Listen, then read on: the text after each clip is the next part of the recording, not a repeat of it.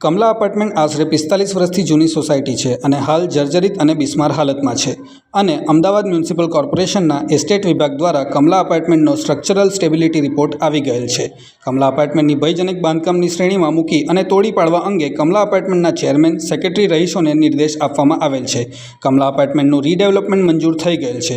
મહત્તમ સભ્યોની મંજૂરી મળી ગયેલ છે, પરંતુ કમલા અપાર્ટમેન્ટના અમુક લેભાગુ સભ્યો જે પોતાનો અંગત નાણાકીય હિત સાચવવા અને અંગત સ્વાર્થ સાધવા માટે કમલા અપાર્ટમેન્ટના રીડેવલપમેન્ટની યોજનામાં રોડા નાખી યેન કેન પ્રકારે રીડેવલપમેન્ટ યોજનામાં અવરોધ ઊભો કરી રહ્યા છે અને આશરે 120 પરિવારના જાનમાલ સાથે ગંભીર પ્રકારના ચેડા કરી રહ્યા છે.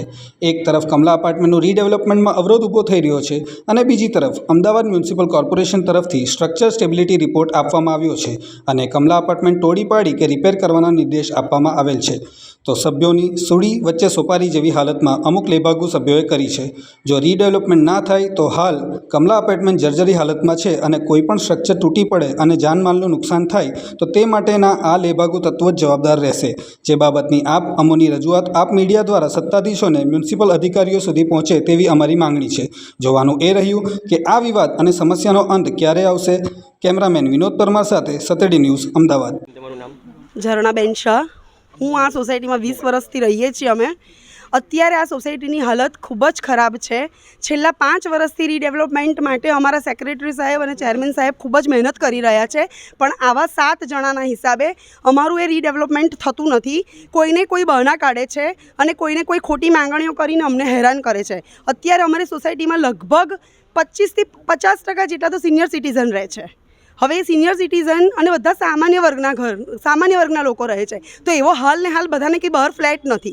જે લોકો વિરોધીઓ છે એમના બહાર ફ્લેટો છે, એમને બહાર જતા રહે છે, એમને અહીંયા જોવાનું નથી. ભાડે ઘર આપી દીધા છે, ભાડું ખાય છે, એટલે એમને બીજું કશું અહીંયા જોવાનું રહેતું નથી.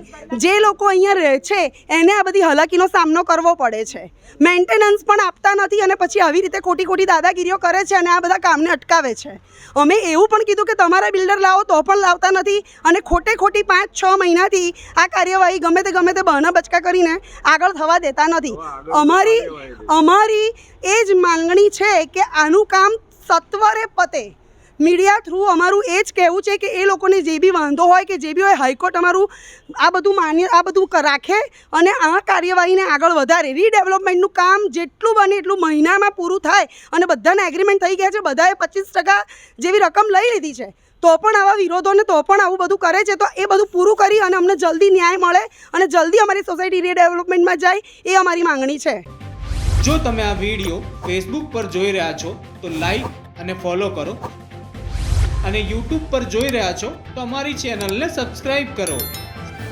સત્તરે.com, આઝાદી સમાચારોની.